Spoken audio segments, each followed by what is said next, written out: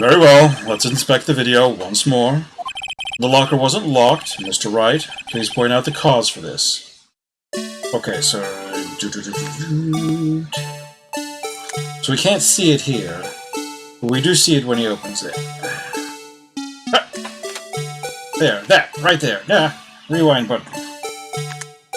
That is not rewinding. Oh, rewinding doesn't stick rewound. Okay.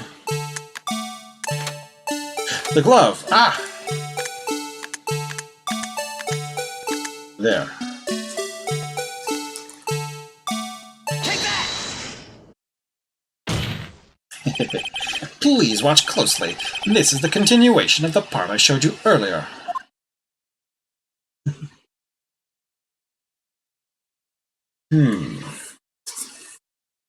As they stop the badger music. Okay.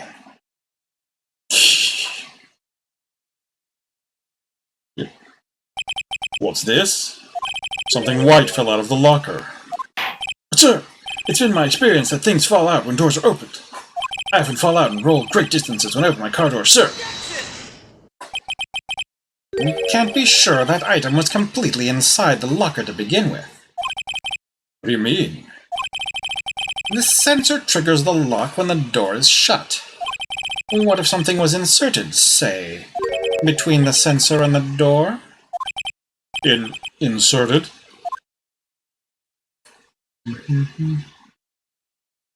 Yeah, like the other locker that has a cloth hanging out. Yeah.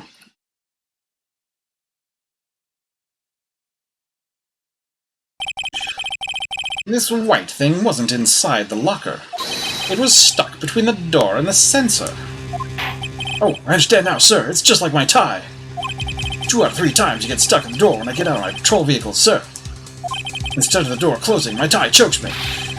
But the object would have to be extremely thin to fit in the door. Not only that, it would also have to block electrical currents. It would need to be an insulator. Yes, an insulator, but at the crime scene, there just might have been something that fits the description. But, sir, by insulator, you don't... I think I've finally got this figured out. Very well. Will the defense please present the relevant evidence? Yes. What was this insulator that was stuck in the locker door? The glove. Yes. Take that! I found this near the locker, a thin rubber glove. But we can't be sure that was in the victim's locker. It has a tag that says SL9 incident. The video seems to depict the victim opening the locker, but that isn't the case. The lit lamp attests to this. On the day of the crime, even I could have opened that locker. Is this not so, Officer Meekins? Sir! It would appear so, sir! Order! Order! Order! So are we to believe, then, that the victim, whom this witness stabbed in the evidence room, was not Detective Goodman? Do not be misled, Your Honor. What do you mean, Mr. Edgeworth? The defense has merely demonstrated that possibility, and nothing more. The victim in the video was indeed Bruce Goodman. The prosecution will offer one more testimony to prove this. What? Officer Meekins, please testify about this. Sir, me, sir? I'm not sure what you're referring to, sir.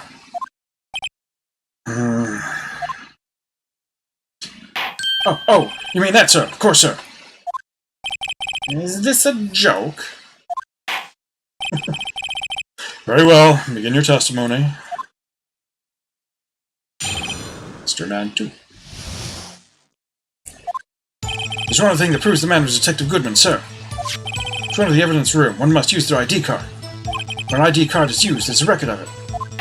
At the time of the crime, the detective had used his card.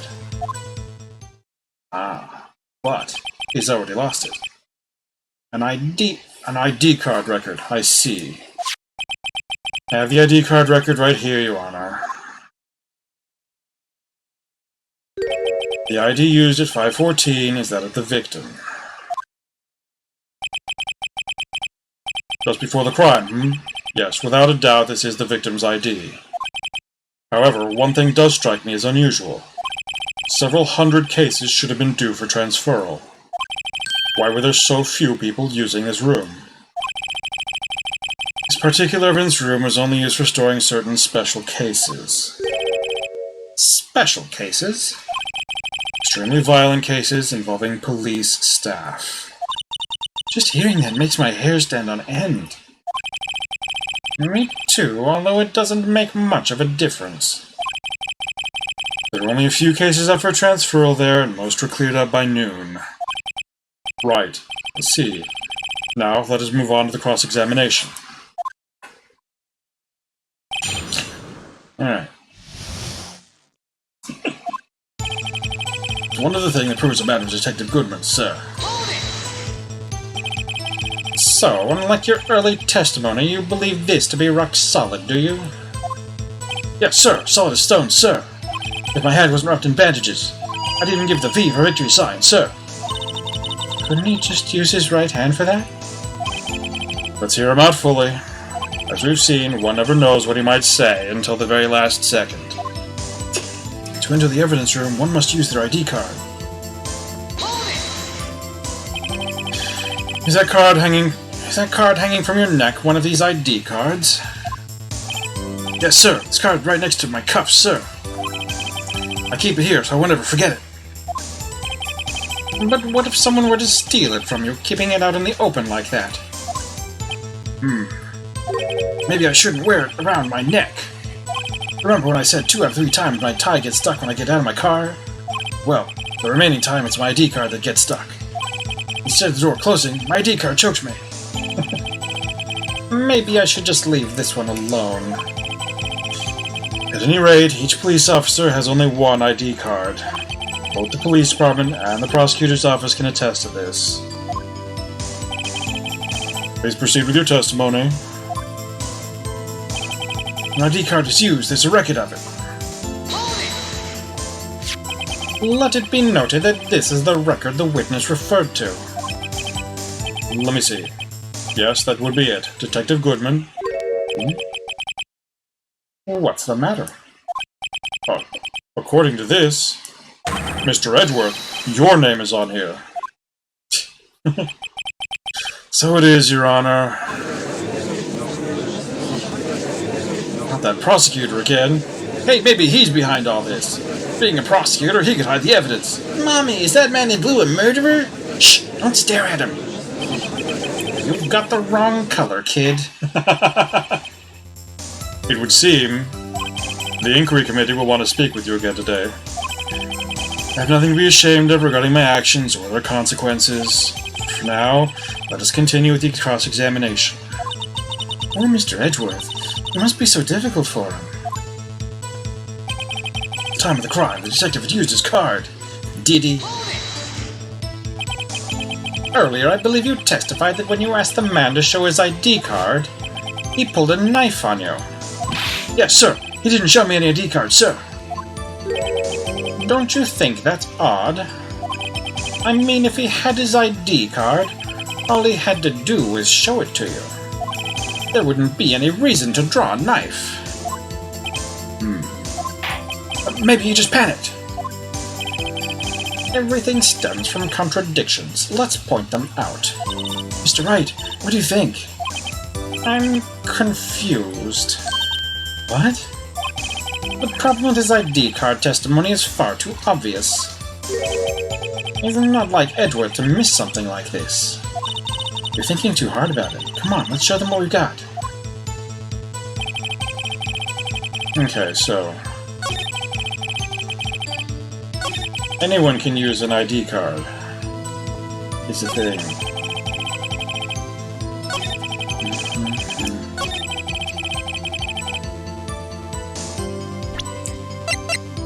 Okay, so I know the reason why someone else had his ID card is because of this. Bruce Goodman had already started filling out the lost item report because he had lost his ID card.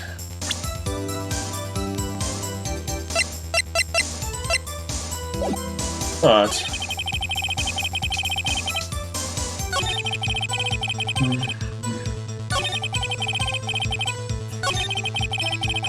Okay.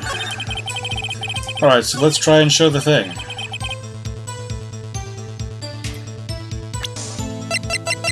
I don't think it matters. I mean, I don't think this is it, but it's probably...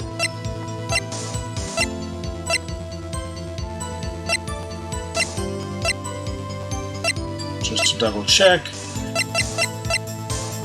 Okay.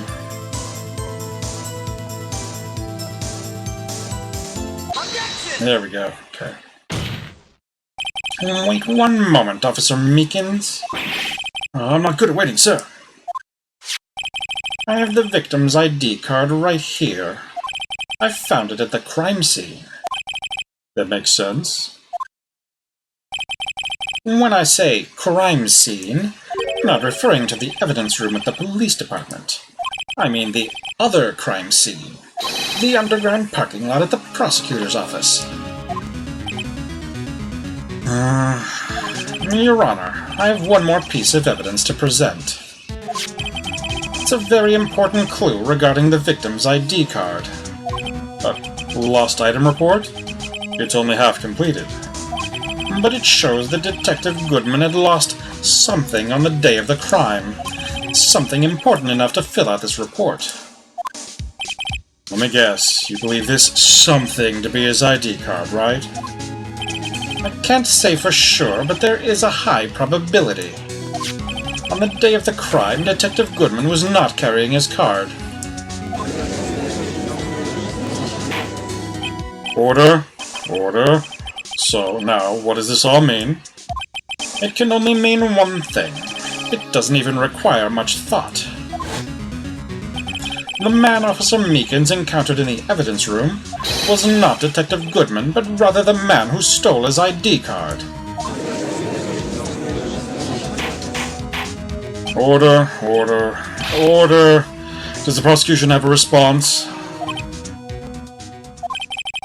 Only one thing to say, the defense. Bravo, Mr. Wright. Bravo? Allow me to summarize the defense's argument. At 5:15 p.m. on the day of the crime, the man in the evidence room Officer Meekins encountered was not Detective Goodman. There are two grounds to support this. First, the locker in the evidence room was already unlocked. Second, the victim lost his ID card. Third, the victim was also being killed half an hour away across town. Well, he probably wasn't. Am I correct so far, Mr. Wright? Actually, fourth, where did he go after he got stabbed? Yes. What's he up to? That being the case, we must inevitably arrive at a single conclusion. If the victim in this video is a fake, then the murder in the evidence room is also fake. In other words, the security camera does not show the instant of the murder. Ah, that is... well, I guess that's right. Is something wrong, Mr. Wright? Yeah, because I'm trying to defend the person who killed in the garage, and we just sort of proved that the killing did not happen in the police department. It must have happened in the garage, where Lana was, our defendant. Oops. Only moments ago you seemed content to be pointing your finger around. This isn't going to end well. Well, well, it seems you've finally realized exactly what you've gone to such lengths to prove. Explain yourself, Mr. Edgeworth. The defense has already done the explaining for me. The victim in this video is a fake, which means a murder did not take place at the police department at 5:15 on the day of the crime. So the real crime could only take place at one location, the underground parking lot at the prosecutor's office. The murderer being Ms. Lana Skye, the defendant. The evidence is compelling. Trustworthy witness. Observe the moment the defendant used the murder weapon. She wasn't trustworthy witness. We've already proved that. Ah.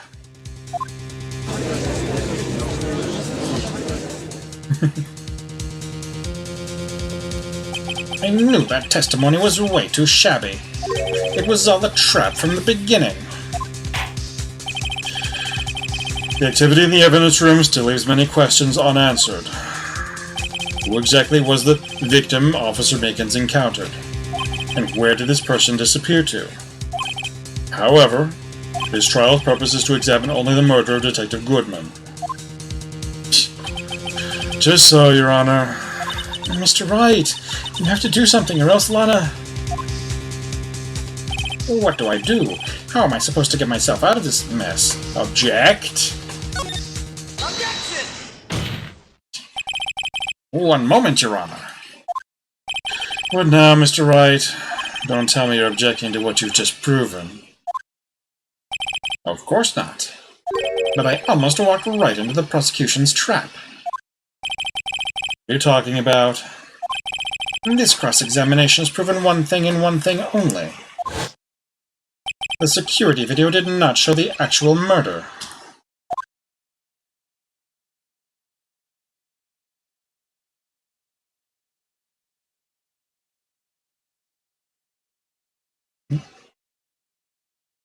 Okay. Yeah, the murderer? Where is the murderer? Or rather, where is the Goodman clone? However, it cannot be said that it is unrelated to the murder in the parking lot. Specifically, large amounts of blood traces were found in the evidence room. The defense demands further examination into the truth of the matter. Mr. Edgeworth? Yes, Your Honor. If this court were to examine this further, other witnesses will be necessary. Is the prosecution prepared? Sorry, Your Honor. The prosecution considered the incident at the police department to be unrelated. We have not prepared any other witnesses for this incident. This just might be my chance. Time to call a certain Texas Ranger to the stand. Mr. Wright, do you mean... Your Honor, the defense would like to request a specific witness. Oh? Whom do you have in mind? Someone we have reason to believe knows the truth. The truth behind the activities that took place in the evidence room. Prosecution requests to hear this person's name before deciding whether or not to comply. Very well then, Mr. Wright. This person whom you would have testify, what is his or her name? We just said Jake Marshall. Take that! Officer Jake Marshall. Why him? I can't let Edgeworth know everything just yet. He's in charge of the evidence room. I feel we should hear what he has to say. Prosecution agrees with the defense's request. Since he was responsible for guarding the room, we should hear his testimony. Fortunately, he works in the police department. We should need longer than 20 minutes to prepare. Very well. The court will take a 30-minute recess while the witness is subpoenaed. Will the prosecution please prepare the witness during this time? We will, Your Honor. Court is now in recess.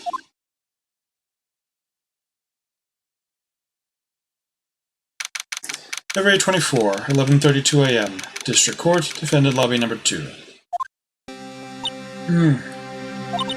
There's no stopping you, is there, Mr. Wright? Huh? What do you mean? You called for Jake Marshall. It seems you've figured everything out. Huh? I haven't figured anything out. Anna, you're the one who knows everything. Emma, you always know everything. Why don't you just tell us?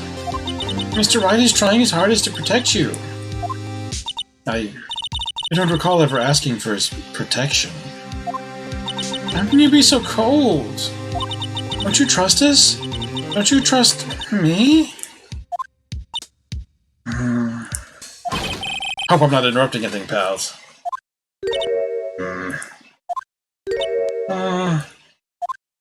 Oh, yes I am. I'll come back later. Wait, Detective Gumshoe! What is it? You got a lot of nerve, pal. Make a detective run all around while on duty. And to top it off, you call me here. I've seen happier people at funerals. Sorry, detective. You better be, pal. Hey. Hey, hey! Hey! Hey! I didn't see you there, Chief Prosecutor Sky. That's okay. So, have you brought what I asked? Oh. Oh! Oh! Oh! Oh! You mean this, right? My apologies, Detective. Due to my present circumstances, I was forced to use Mr. Wright's name when making my request. My name? Never in a million years would I have thought it was you who asked me. Can I bother you to bring me these SL9 incident files? I'll need them by noon. Talk about crazy. The SL9 incident? But Lana, that's... I thought Mr. Wright might need them, so I had them brought here. Here, you might do well to read them. Can't believe you, the chief prosecutor, were a witness in that case. Miss Sky was a witness? SL9 incident files were received from Lana Sky. Files for the Joe Dark killings added 2 years ago. Or solved 2 years ago.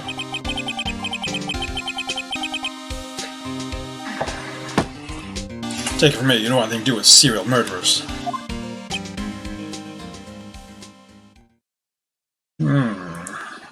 Oh, what? Not a bunch of your stuff, you're just gonna ignore me? Emma, but why? Why is your name in here? What? My name's in there? I don't know, unless... No, it couldn't be. Lana, this SL9 incident, is that... It's the classification number the police filed it under. 2 years ago, the rest of the world knew it as the Joe Dark killings. The Joe Dark... No, no, Lana! That's over with. No! Emma, wait! She ran away. Oh, you know what? I just remembered. I gotta be somewhere. Sorry, pal, but I'm out of here.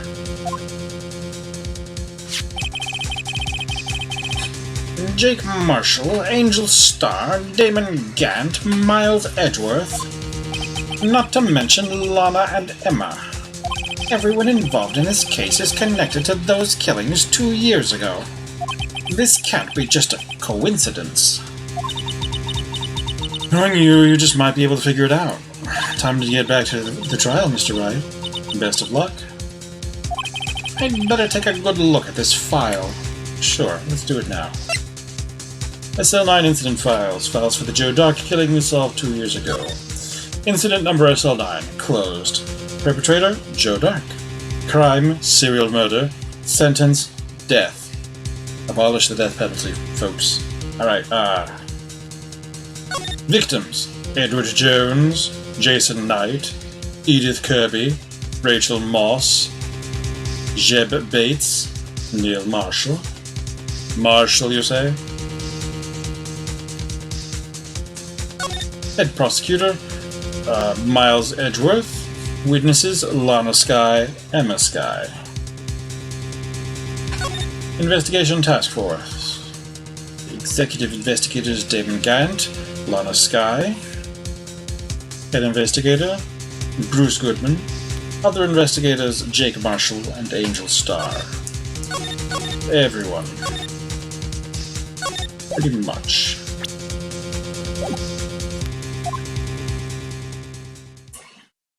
To be continued.